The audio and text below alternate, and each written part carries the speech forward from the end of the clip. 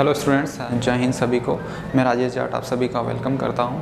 आज मैं आपसे एनसीसी के बारे में कुछ इम्पोर्टेंट डिस्कशन करने वाला हूं और ये जो वीडियो है ये काफ़ी इन्फॉर्मेटिव होने वाला है, स्पेशली उन बच्चों के लिए जो कहीं ना कहीं आगे चलकर इंडियन डिफेंस सिस्टम का पार्ट बनना चाहते हैं, जो इंडियन आर्मी, नेवी, एयरफोर्स या कोई अदर पैरामिलिट्री फोर्सेस या फिर कोई other state police force join करना चाहते हैं। ठीक है, उनके लिए ये वीडियोस काफ़ी हेल्पफुल होने वाला है, क्योंकि इस वीडियो में आपके सारे जितने भी आपके क्वेश्चंस थे ना, उन सभी पॉइंट्स को मैंने इस वीडियो में कवर किया है। तो चलिए ज़्यादा टाइम वेस्ट ना करते हुए मैं पॉइंट टू पॉइंट आपसे बात करता हूँ। आप प्लीज़ थोड़ा सा अपना समय निकाल के इस वीडियो को ज़रूर देखेगा। यकीन मानिए इस वीडियो के बाद आपको काफ़ी नॉलेज मिलेगा एनसीसी के बारे में। तो पहले स्टार्ट करते हैं कि एक्चुअली में व्हाट इज़ एनसीसी। एनसीसी है क्या?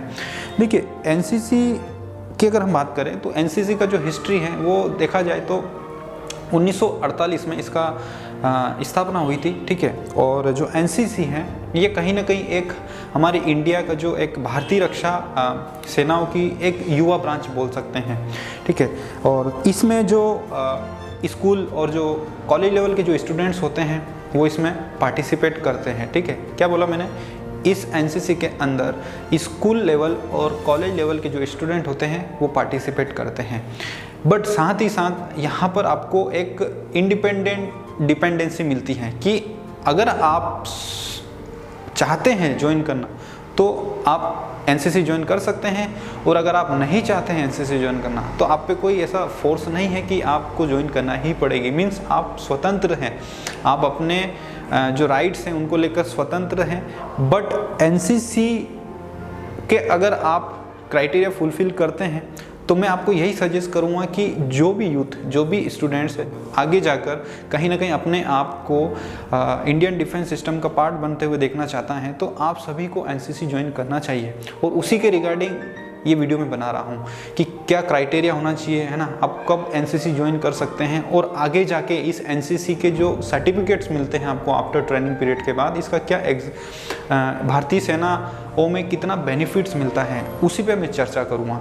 तो ये तो हो गई कि एनसीसी क्या है। तो एनसीसी जो है वो हमारी जो भारतीय रक्षा सेना है ना, उसकी एक युवा ब्रांच बोल सकते हैं। ठीक है, इसमें आप अपना स्वतंत्र रूप से स्कूल और कॉलेज लेवल पर पार्टिसिपेट कर सकते हैं। और इसके साथ साथ अगर आपने पार्टिसिपेट कर लिया और पार्टिसिपेट करने के बाद सपोज आपने सर्टिफिकेट भी अचीव कर लिया, देन उसके बाद भी आप स्वतंत्र से हैं, आपको कोई भी फोर्स नहीं होगा कि आपको इंडियन डिफेंस सिस्टम ज्वाइन करना ही चाहिए। ठीक है, मीन्स अगर देखा जाए तो एक बहुत ही अच्छी संस्था है जो आपको एक अपॉर्चुनिटी दे रही है। आपको एक तरीके से बोल सकते हैं कि इसमें आपको जो हमारी सैन्य है, हमारी जो आर्म्ड फोर्सेस हैं, उसको ज्वाइन करने के लिए आपको एक तरीके से बोल सकते हैं प्रेरित करती है। ठीक है, आप में एक इंस्पायर पैदा करती हैं, आपको एक इंस्पायर करती है कि you should join Indian defence system. ठीक है, तो एनसीसी का बहुत ही एक महत्व है। जो भी बच्चा एनसीसी ज्वाइन करता है उसको बहुत सारी चीज़ें इसमें सीखने को मिलती है। तो देखिए, ये हो गई एनसीसी के बारे में कि एक्चुअली में एनसीसी है क्या। ठीक है, अब इसका जो मेन उद्देश्य क्या है इस पर हम बात कर लेते हैं। तो देखिए, एनसीसी जो है ना, एनसीसी का जो मेन उद्देश्य यही है कि जो हमारा इंडियन यूथ है, जो हमारा युवा वर्ग है, उसका चरित्र निर्माण करना। क्योंकि देखिए, अक्सर हम देखते हैं कि जो एक यूथ होता है वो एक स्कूल लेवल या फिर कॉलेज लेवल जब अपनी स्टडी के दौरान इसमें पार्टिसिपेट करता है तो कहीं ना कहीं उसमें इतना चरित्र निर्माण नहीं होता है, तो उसको चरित्र का पूरा उसमें निर्माण करना, ठीक है, उसमें डिसिप्लिन की भावना जागृत करना, उसमें एक करेज की भावना जागृत करना। ठीक है, साथ ही साथ उसमें ब्रदरहुड मीन्स भाईचारे का जो एक भावना होती है वो जागृत करना होती है। ठीक है, धर्मनिरपेक्ष के बारे में इसमें आपको सिखाया जाता है। जैसा कि हम देखते हैं कि हमारे इंडिया में बहुत जगह ऐसा सुनने में आता है कि कास्ट को लेकर बहुत विरोध होता है। ठीक है, रिलीजन्स को लेकर कि मैं हिंदू, मुस्लिम, सिख, ईसाई, ये बहुत चलता है। ठीक है, तो एनसीसी आपको यहाँ पर एक धर्मनिरपेक्षता का एक पार्ट पढ़ाती है कि हम सब भाई हैं। ठीक है, चाहे वो हिंदू हुआ, मुस्लिम हुआ, सिख हुआ, ईसाई हुआ, हमारे लिए मैटर नहीं करता है। हम यहाँ पर सब भाईचारे का एक पार्ट सिखाया जाता है, मतलब वहाँ पर एक आपको अच्छी एजुकेशन मिलती है। ठीक है, पूरी एक परफेक्ट मैन बनाया जाता है। अगर देखा जाए ओवरऑल कि एक जो बच्चा 9th 10th में जो एक सिविलियन जो बच्चा होता है और एक जो एनसीसी कैडेट होता है ना, उसमें और जो सिविलियन स्टूडेंट्स होता है उसमें ज़मीन आसमान का फ़र्क होता है। क्योंकि एनसीसी का बेनिफिट ही यही है ना। एनसीसी आपको कम समय में, एक उम्र में आपको क्या दे रही है, आपको एक परफेक्ट मैन बना रही है। जब आप एक 12th पास आउट होते हैं तो वहाँ तक आपको एक परफेक्ट मैन बनाकर बाहर निकालती है। मतलब ये देखा जाए कि एनसीसी ने एक रिस्पॉन्सिबिलिटी ले रखी है इंडियन यूथ के लिए कि आप हमारे पास आए, हमें ज्वाइन कीजिए, हम आपको यहाँ से बहुत कुछ दे के भेजेंगे। मीन्स देखिए क्या होता है, अक्सर हमारा जो इंडियन यूथ होता है ना, वो कहीं ना कहीं डाइवर्ट हो जाता है। मतलब सभी के साथ होता है, हमारे साथ भी हुई है, बहुत सारी ऐसी ट्रेजेडी हुई है। देखिए होता क्या है, जब हम एक स्टूडेंट लाइफ जीते हैं ना, तो स्टूडेंट लाइफ में क्या होता है कि एक्चुअली में हमें पता ही नहीं रहता है कि हमें करना क्या है। हमें कब पता चलता है, जब हम कॉलेज पास आउट हो जाते हैं, कॉलेज से जब बाहर आते हैं और जब हम कहीं ना कहीं फिर हमें एक प्रेशर आता है ना, तब समझ में आती है कि यार काश मैं समय के साथ मैं डिसीजन ले लेता तो आज मैं कहीं ना कहीं अच्छी जगह होता है। ठीक है, सबके साथ, मैक्सिमम स्टूडेंट्स के साथ होता है। और उसी को ध्यान में रखते हुए अगर इस चीज़ को जो समझ गया ना, वो मतलब ये मान लीजिए कि वो कहीं ना कहीं अपनी जो आने वाला जो फ्यूचर है उसको सिक्योर कर लेता है। तो एनसीसी क्या होता है कि एक चीज़ सुनी होगी आपने, समय और समझ, ये दो एक दूसरे पर डिपेंड है। ये जो दो शब्द बोले मैंने, एक समय और एक समझ, ये दोनों एक दूसरे पर डिपेंड है। कैसे, चलिए मैं समझाता हूँ। क्या होता है कि जैसे मैंने अभी आपको एक एग्जांपल दिया कि जब आप एनसीसी, आपको जब डिफेंस फोर्स में जाना ही है तो आप क्यों ने एनसीसी ज्वाइन क्यों नहीं की, आपको ये बाद में पता चलता है ना, जब आपकी एज निकल जाती है एनसीसी की, जब आपको इसका बेनिफिट दिखने लगता है इंडियन आर्मी में कि यार काश मैं भी इंडियन एनसीसी ज्वाइन करता तो आज मुझे भी सर्टिफिकेट्स के पॉइंट मिलते हैं, नंबर मिलते हैं। बट यही तो चीज़ इस वीडियो में मैं आपको सिखा रहा हूँ कि आपको ये जो मैंने बोला ना कि सही समय और एक सही समय और सही समझ, ये दो चीज़ें एक दूसरे पर डिपेंड है। कैसे कि जब आपको समय रहता है ना तो आपको समझ नहीं रहती है, और जब समय निकल जाता है तब आपको समझ आती है। ठीक है, इसका मैंने अभी एग्जांपल दिया कि जब आप एग्जाम देने जाते हैं इंडियन आर्मी की, तो वहाँ पर आप जब सर्टिफिकेट होल्डर्स वालों को देखते हैं, एनसीसी वालों को, तो आपके माइंड में भी एक क्वेश्चन आता होगा, काश मैं भी एनसीसी करता है और मुझे भी यहाँ पर मेरी एग्जाम जो एग्जाम्प्टेड होती, मेरी एग्जाम माफ हो जाती। बट उस समय आपका समय निकल चुका होता है। तो वही चीज़ आपको एनसीसी देती है कि आपको सही समय पर सही समझ का ज्ञान भी कराती हैं, साथ ही साथ आपका जो एक बॉडी, पूरा एक बॉडी डेवलपमेंट है, ठीक है, आपकी कम्युनिकेशन स्किल्स तक इम्प्रूव करती हैं। मतलब आपको एक परफेक्ट मैन बना के आपको ट्रेनिंग भी देती हैं, देन साथ ही साथ आपको एक अपॉर्चुनिटी देती हैं कि आपके फ्यूचर आप आगे जाके सेव करें। ठीक है, तो एनसीसी ज्वाइन करना कितना इम्पोर्टेंट है, आपको ये चीज़ तो पता चल गया होगा। अब बात आती है कि एनसीसी को ज्वाइन कैसे करें। ठीक है, आपके मैक्सिमम क्वेश्चन यही होते हैं। बहुत सारी ज्ञान की बात हो गई 7 से 8 मिनट तक। ठीक है, अब मेन जो बात है वो ये है कि हाउ टू ज्वाइन एनसीसी। तो देखिए, एनसीसी ज्वाइन करने का एक कुछ क्राइटेरिया फिक्स है। ठीक है, सबसे पहली चीज़, एनसीसी जो है वो कहीं ना कहीं दो उसका डिवीज़न में डिवाइड किया हुआ है, एक स्कूल डिवीज़न और एक कॉलेज डिवीज़न, मीन्स एक जूनियर डिवीज़न और एक सीनियर डिवीज़न। अब बात आती है कि सर कब ज्वाइन कर सकते हैं, ठीक है, और क्या इसका ट्रेनिंग शेड्यूल होता है, और जो सर्टिफिकेट हैं उसकी क्या प्रोसेस होती है, इस पर मैं बात करूँगा। देखिए क्या होता है कि एनसीसी जो संस्था है ना, एक बहुत बड़ी ब्रांच है। अब क्या होता है कि ये मैं आपको मतलब ये बता रहा हूँ कि आप कैसे ज्वाइन कर सकते हैं और आपको क्यों ज्वाइन करना चाहिए। ठीक है, बाकी अगर आप फिर से इस वीडियो के बाद मुझसे क्वेश्चन करेंगे कि सर बताएं कैंप क्या होते हैं, कैंप में किस टाइप की फायरिंग्स होती हैं, सारी चीज़ें हैं, तो देखिए मैं आपको एक प्रोसेस बता रहा हूँ, ध्यान से सुना मेरी बात। आप जेन्युइन क्वेश्चन पूछ सकते हैं मुझसे। अब आपको मैं प्रोसेस बता रहा हूँ जो कि आपके लिए इम्पोर्टेंट है। जो youth already NCC camp join किए हुए हैं उनको सारी चीज़ें पता रहती हैं, तभी तो उन्होंने एनसीसी ज्वाइन किया। जब बात आ जाती है कि जो यूथ जिनको नॉलेज नहीं है इसके बारे में, ठीक है, उसी के लिए मैं वीडियोस बनाता रहता हूँ। ठीक है, और ये सारी चीज़ें आपको जानना चाहिए अगर आप कहीं ना कहीं Indian defence system, Indian army, navy, air force का पार्ट बनना चाहते हैं। ठीक है, तो देखिए इसमें जो एनसीसी होती हैं वो एक जूनियर डिवीज़न और एक सीनियर डिवीज़न में डिवाइड होती है। मैं आपको ओरली बता रहा हूँ, आप सुनते जाइएगा या फिर अपनी कॉपी में नोट डाउन कीजिएगा। ठीक है, जो जूनियर डिवीज़न होती हैं, देखिए उसके अंदर जो कैंडिडेट्स मीन्स 9th और जो 10th के होते हैं, वो जो बच्चे होते हैं वो जूनियर डिवीज़न के अंतर्गत आते हैं। और जो इसकी एक एज क्राइटेरिया फिक्स की गई है कि जूनियर डिवीज़न किसे कहते हैं, तो जो एक एज क्राइटेरिया होती है 12 से लगाकर 18 साल तक के बीच में उनका जो एज क्वालिफिकेशन वो होना चाहिए। ठीक है, अब बात कर लेते हैं सीनियर डिवीज़न की। मीन्स जूनियर डिवीज़न अगर आप 9th क्लास में हैं तो आप एनसीसी ज्वाइन कर सकते हैं अपने स्कूल में। जो भी स्कूल आपने सिलेक्ट किया है, जिस भी स्कूल में आप हैं, वहाँ पर आप ये ज़रूर ध्यान दीजिएगा कि वहाँ पर आपकी एनसीसी होना चाहिए। ठीक है, अगर वहाँ पर उसी स्कूल में अगर आपकी एनसीसी है तो आप वहाँ के जो प्रिंसिपल्स होते हैं या फिर जो भी उनकी एक रिक्रूटमेंट प्रोसेस होती है, आपको स्कूल में नोटिस लगा दिया जाता है। उस नोटिस के द्वारा भी आपको पता चल जाता है कि आपके स्कूल में इस ग्राउंड पर एनसीसी की भर्ती होने वाली है, तो आप ऐसे वहाँ पर अपना पार्टिसिपेट कर सकते हैं अगर आप उसके लिए ज्वाइन करना चाहते हैं।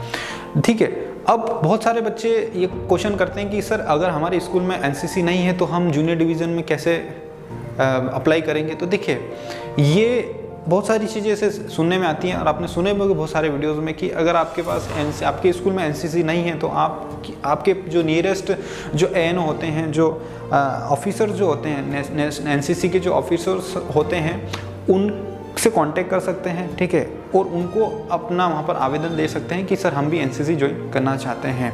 बट होता क्या है कि जो प्रायोरिटी होती है ना हमारे देश में, वो ज़्यादा मैटर करती है। देखिए, जिस स्कूल में एनसीसी है ना, वहाँ पर आपके उन्हीं जो लोकलाइज्ड स्कूल के बच्चे हैं उनको प्रायोरिटी मिलती है। ये ट्रूथ भी है, क्योंकि हम भी जिस स्कूल से पास आउट थे वहाँ पर एनसीसी थी और हमने खुद ने सारी चीज़ें देखी हैं कि जो अदर स्कूल के जो बच्चे होते थे उनको कहीं ना कहीं प्रायोरिटी नहीं मिलती, बहुत कम मिलती, ना के बराबर मिलती हैं। तो आप कोशिश ज़्यादा से ज़्यादा यही करें कि आपके स्कूल में एनसीसी होना चाहिए। ठीक है, बाकी तो ऑप्शन है, आपको ये नहीं बोल रहा हूँ, आपके पास ऑप्शन जरूर रहते हैं कि आप दूसरे स्कूल में भी जाकर एनसीसी जो हेडक्वार्टर है आपके जो नियरेस्ट, वहाँ पे जाके आप उनसे रिक्वेस्ट कर सकते हैं। तो हो सकता है आपको वहाँ पे अलाउ कर दिया जाए, तो आपके पास ये भी ऑप्शन रहता है। ठीक है, अब बात कर लेते हैं ट्रेनिंग सेशन की। तो जो जूनियर डिवीज़न होती है उसमें जो आपकी ट्रेनिंग होगी वो टोटल 2 ईयर्स की होती है, जिसके द्वारा आपको जो 2 ईयर की कंप्लीट होने के बाद आपको ए सर्टिफिकेट आपको जूनियर डिवीज़न में मिल जाता है। इसका आगे चलकर जो इंडियन आर्मी की जो ट्रेड्स होती हैं ना, जैसे army, GD, clerk, technical, nursing assistant, और इन सभी में आपको 5 नंबर की बेनिफिट इसमें मिलता है। ठीक है, देन साथ ही साथ अब सीनियर डिवीज़न की बात करें तो जो सीनियर डिवीज़न जो होता है वो 11 से ही स्टार्ट हो जाता है। तो अगर आप 11th में जाते हैं तो आपको 11 से सीनियर डिवीज़न के इसमें आप शामिल हो जाते हैं। और सीनियर डिवीज़न की जो ट्रेनिंग होती है वो आपकी टोटल 3 ईयर्स की होती है। ठीक है, जैसे आपने ए सर्टिफिकेट आपने जूनियर डिवीज़न में ले लिया, देन इसके बाद इसमें आपकी 3 ईयर की ट्रेनिंग होती है, जिसके दौरान अगर आप कॉलेज ज्वाइन करते हैं तो आपका जो फर्स्ट ईयर, सेकेंड ईयर और जो थर्ड ईयर होता है, तीनों साल कंप्लीट होने पर आपको यहाँ पर सी सर्टिफिकेट मिलता है। सी सर्टिफिकेट तभी मिलेगा जब आपने 2 साल कंप्लीटली सीनियर डिवीज़न में अपनी ट्रेनिंग पूरी की हो। मीन्स आपके पास बी सर्टिफिकेट होना चाहिए, तभी आप सी सर्टिफिकेट के लिए एलिजिबल रहते हैं। ठीक है, देन साथ ही साथ आपको जो आरडीसी कैंप होते हैं उसमें भी आपको जाने का मौका मिलता है।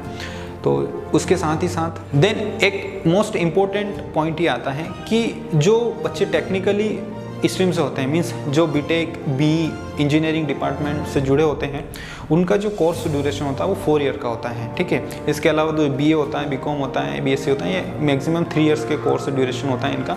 तो जो बी और जो बीटेक वाले स्टूडेंट्स होते हैं ना, इसमें 4 ईयर का क्या होता है, इनका टोटल कोर्स ड्यूरेशन होता है। ठीक है, इनकी जो डिग्री होती है वो 4 साल के बाद मिलती है। तो इसमें आपको ये अपॉर्चुनिटी रहती है कि अगर आप इंजीनियरिंग के स्टूडेंट्स हैं तो आप सेकेंड ईयर में भी एडमिशन ले सकते हैं, क्योंकि यहाँ पर आपको सेकेंड ईयर, थर्ड ईयर और फोर्थ ईयर, इन तीनों में आपको वहाँ पर देने का मौका मिलता है। मीन्स आपकी इंजीनियरिंग में भी आपका 3 साल के लिए आप एलिजिबल हो, मतलब सेकेंड ईयर में भी आप एलिजिबल रहते हैं। बहुत सारे बच्चों को पता नहीं रहता है, तो आप ध्यान से सुनिए। अगर आप कोई टेक्निकली स्ट्रीम से हैं और अगर आप एनसीसी ज्वाइन करना चाहते हैं, आपका फर्स्ट ईयर अगर आपने मिस कर दिया तो आप सेकेंड ईयर से भी आप, अगर आपके कॉलेज में एनसीसी ही हैं तो आप वहाँ से बिल्कुल ज्वाइन कर सकते हैं।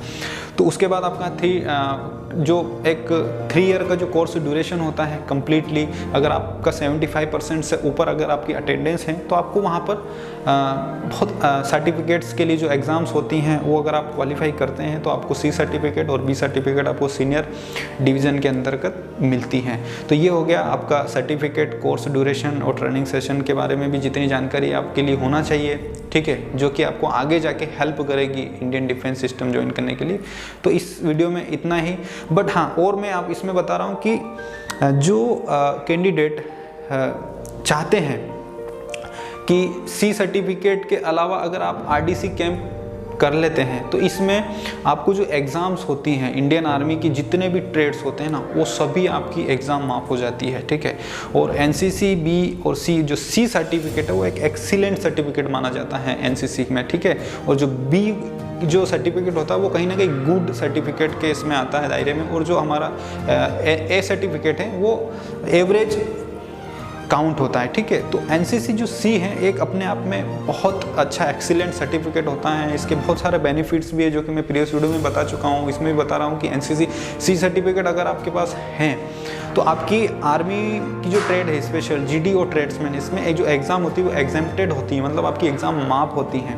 और अगर आपके पास एनसीसी सी के साथ अगर आपने आरडीसी कैंप कर लिया है, रिपब्लिक कैंप अगर आपने ज्वाइन किया हुआ है, तो आपकी जो सभी ट्रेड्स की, जिसमें आपकी nursing assistant, clerk, technical, army, GD और ट्रेड्समैन, सभी की एग्ज़ाम क्या होती है, एग्जेम्प्टेड होती है, माफ हो जाती हैं। आपका सिर्फ और सिर्फ फिजिकल के ही बेस पर आपका सिलेक्शन हो जाता है। अगर आपने फिजिकल मार दिया है तो आपको एग्ज़ाम इसमें एग्जेम्प्टेड होती हैं।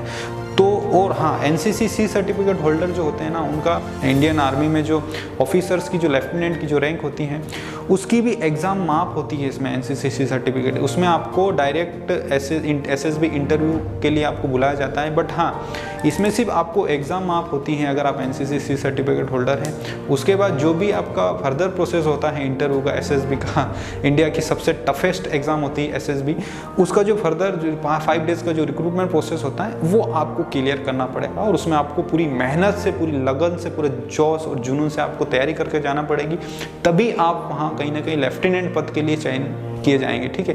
तो एनसीसी का बेनिफिट्स, एनसीसी क्यों ज्वाइन करना चाहिए, ये सारा मैंने आपको बता दिया है। तो आई होप ये वीडियो आपको अच्छा लगा होगा, इन्फॉर्मेटिव होगा आपके लिए। और उम्मीद करूँगा कि ज़्यादा से ज़्यादा यूथ जिनको ये पता नहीं था वो भी एनसीसी ज्वाइन करें। और आगे जो है आपको इंडियन डिफेंस सिस्टम में एक मौका देती है एनसीसी कि आप भारतीय सेना ज्वाइन करें और अपने देश के प्रति सोचें। फिर चाहे आप कोई से भी फील्ड में जाएं, ठीक है, बट आपको एनसीसी यही बताती है कि आप में देश की रक्षा का जुनून होना चाहिए, देश के प्रति आपका एक जुनून होना चाहिए, सम्मान होना चाहिए। और यही चीज़ आपको एनसीसी सिखाती है। तो इस वीडियो में सफिशिएंट जो चीज़ें आपको एनसीसी ज्वाइन से लेकर उसके बेनिफिट्स तक की जो जानकारी अब तक अवेलेबल होना चाहिए वो मैंने प्रोवाइड करवा दी हैं। फिर भी अगर आपके कुछ कमेंट्स हो, मैंने कुछ मिस कर दिया हो, तो आप मुझे कमेंट बॉक्स में ज़रूर कमेंट करें, मैं उसका भी रिप्लाई ज़रूर करूँगा। तो इस वीडियो में इतना ही, मिलता है नेक्स्ट वीडियो में कुछ अच्छे इन्फॉर्मेटिव वीडियो के साथ। साथ ही साथ हम यहाँ पर इंडियन आर्मी, नेवी, एयरफोर्स, जितने भी ट्रेड्स है, डिफेंस की, टेरिटोरियल आर्मी की या फिर पैरामिलिट्री फोर्सेस की, मध्य प्रदेश पुलिस की, सभी की जो ऑनलाइन बैचेज़ हैं वो हम यहाँ पर स्टार्ट कर चुके हैं। और बहुत जल्द मैथ्स और साइंस और रीजनिंग के भी क्लासेस यहाँ पर आपको प्रोवाइड करवा दी जाएगी। तो आप कंटिन्यू जुड़े रहिए। अगर आप डिफेंस सिस्टम का पार्ट बनना चाहते हैं तो जितना पढ़ा रहे हैं प्लीज़ इसको भी अपने कॉपी में नोट डाउन करते जाइएगा, क्योंकि आज के टाइम पे सिर्फ आप फिजिकल के दम पे क्वालिफाई नहीं हो सकते हैं, आपको बैलेंस बना के चलना पड़ेगा। आपको रिटर्न, फिजिकल के साथ साथ आपको रिटर्न भी कवर करना पड़ेगा, अदरवाइज़ कंपटीशन का लेवल बहुत ज़्यादा है। आप कहीं ना कहीं अपनी जो एक सीट है उसके लिए वंचित रह सकते हैं। तो आपको रिटर्न पर भी पूरा फोकस करना पड़ेगा। रिटर्न हम एक डिफेंस सिस्टम को लेकर ही चल रहे हैं, मीन्स देखा जाए तो एक बेसिक लेवल से हाई लेवल तक चल रहे हैं, ठीक है। तो बेसिक आपको पढ़ना पड़ेगा, चाहे आप कहीं से भी पढ़ें। अगर आप 100% चीज़ पढ़ेंगे ना तो आप यकीन मानिए उसमें से 50% चीज़ें ही बना पाएंगे। अगर आप 50% पढ़ने की सोचेंगे तो आप उसमें से 25% ही क्वेश्चन कर पाएंगे, जो कि कहीं ना कहीं जो 100% तैयारी करके आएगा वो बाजी मार जाएगा। तो आप ये ना सोचें कि यार ये इतना डिफेंस सिस्टम में नहीं आता है, ये तो बहुत हाई लेवल का पढ़ा रहे हैं। तो देखिए मैंने बोला ना, आप एक बार 100% पढ़िए, उसके बाद आपको खुद लग जाएगा कि मेरे लिए क्या चीज़ इंपॉर्टेंट है, क्या चीज़ नहीं है। इसलिए पूरा सिलेबस एक बार जरूर पढ़िएगा, ठीक है। एग्जामिनर ये नहीं देखता है कि आप इंडियन आर्मी में जा रहे हैं तो आपका लेवल कम, कॉम्पिटिशन हाई हो गया है। कॉम्पिटिशन को देखते हुए जो एग्जामिनर हैं वो कहीं ना कहीं उसका जो पैटर्न है वो भी हाई होता जा रहा है। तो इसी को ध्यान में रखते हैं हम पढ़ा रहे हैं। तो आप अपने नोट्स प्रॉपर्ली बनाते जाइएगा। और भी कोई इश्यूज़ आता है किसी सब्जेक्ट में या डिफेंस सिस्टम के रिगार्डिंग कोई भी आपको इन्फॉर्मेशन चाहिए तो मुझे कमेंट करिए। मेरे पर्सनल व्हाट्सअप नंबर भी मैंने डिस्क्रिप्शन बॉक्स में दे रखे हैं, अबाउट में दे रखा है, आप मुझे कर सकते हैं, वहाँ पर मैं अवेलेबल हूँ। आपको टाइम से रिप्लाई ज़रूर करेंगे। और इसी तरीके से आप, आशा करता हूँ ये वीडियो आपके लिए अच्छा होगा, यूज़फुल होगा। तो ज़्यादा से ज़्यादा शेयर करें और जिन बच्चों को इसके बारे में पता नहीं है उनको भी बताने की कोशिश करें। तो मिलते हैं नेक्स्ट वीडियो में, जब तक के लिए जय हिंद, जय भारत।